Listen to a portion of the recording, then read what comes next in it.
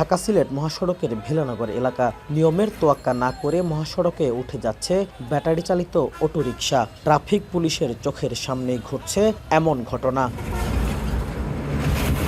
একই চিত্র মহাসড়কের নরসিংদীর 52 কিলোমিটার অংশ জুড়েই বাস ও ট্রাকসহ অন্যান্য ভারী যানবাহনের সাথে পাল্লা দিয়ে দাপিয়ে বেড়াচ্ছে থ্রি হুইলারও। বিপাকে পড়ছেন যাত্রী ও পণ্যবাহী গাড়ি চালকরা। থ্রি হুইলারের দৌরাত্মে গাড়ির ধীরগতির পাশাপাশি মাধবদী, মরজাল, ইটাখলা, ভেলানগর সহ অন্তত 10টি স্থানে দেখা দিচ্ছে যানজট। প্রতিনিয়ত দুর্ঘটনা ঘটছে। থ্রি হুইলার আসলে মহাসড়কের জন্য না, মহাসড়কের জন্য বড় গাড়ি, বড় বাস, বড় বড় ইকুইপমেন্ট। থ্রি হুইলার, রিক্সা, ভ্যান মানুষ চললে অবশ্যই তো সমস্যা হয়। পথচারীর সমস্যা, আমাদেরও সমস্যা।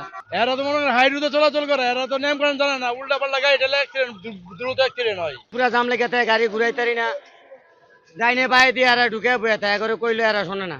আমরা গরিব মানুষ, আমরা কি করবো? আমরা এটা ছাড়া তো বিকল্প কোনো রাস্তা নাই। গ্যাসের জন্য আসি, তারপরে পুলিশ আমাকে অনেক হয়রানি করে। আইলে আমরা গাড়ি নেগা চাপি নেগা কোয়া, গাড়ি নেগা থানার মাঝে নিয়ে টাকা পয়সা দাবি করে। ট্রাফিক বিভাগ বলছে থ্রি হুইলার মহাসড়কে যাতে না উঠতে পারে সেজন্য ব্যবস্থা নেওয়া হচ্ছে। তবে থ্রি হুইলারের যাত্রীদের সচেতন হবার আহ্বান জানায়। মিনি বাস আছে বা অন্য গাড়ি আছে, সেগুলোতে চলবে।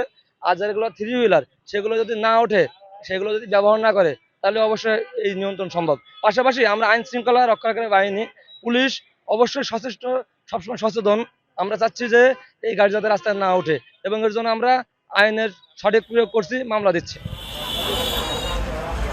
মহাসড়কে থ্রি হুইলার চলাচল বন্ধ হলে দুর্ঘটনা রোধের পাশাপাশি পণ্য এবং যাত্রী পরিবহন সেবা হবে নির্বিঘ্ন, এমনটাই মনে করছে পরিবহন সংশ্লিষ্টরা।